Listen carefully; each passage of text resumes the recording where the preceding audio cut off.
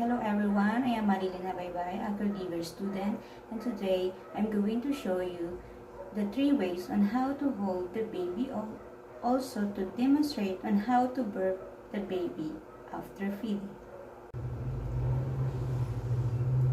Before holding and lifting the baby, you should sanitize your hands.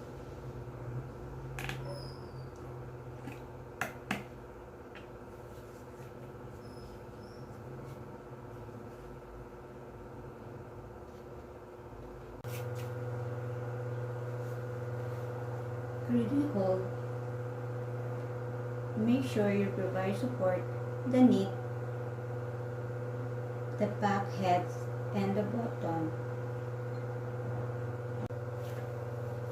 Lap hold. Sit in the chair with your feet firmly on the ground. Place your baby in your lap. Your head, shoulder be at your knees, facing a baby shoulder. Lap hold.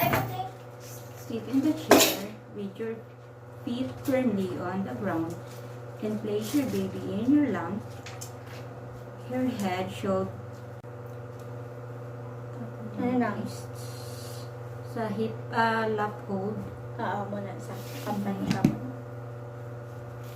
Ang permi mo na kaptan, magkatubang si Mubla na, magkapot-pat. Tula batas man ang na daw mo na siya. Hip Kaptan hold. mo siya mo na, oh. Lap hold, mo na sa. Ang hip hold yan. Hip hold.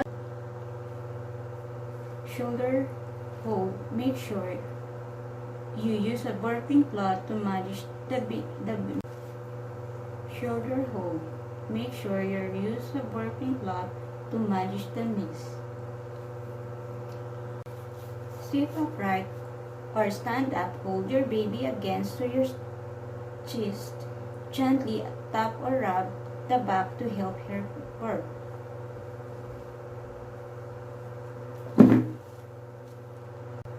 Hold your baby sitting up in your lap or across your knee.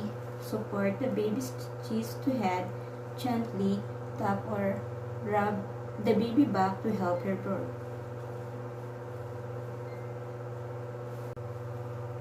Gently assist the baby into sitting position, supporting the neck and the head, and pat or rub the back to help her burp.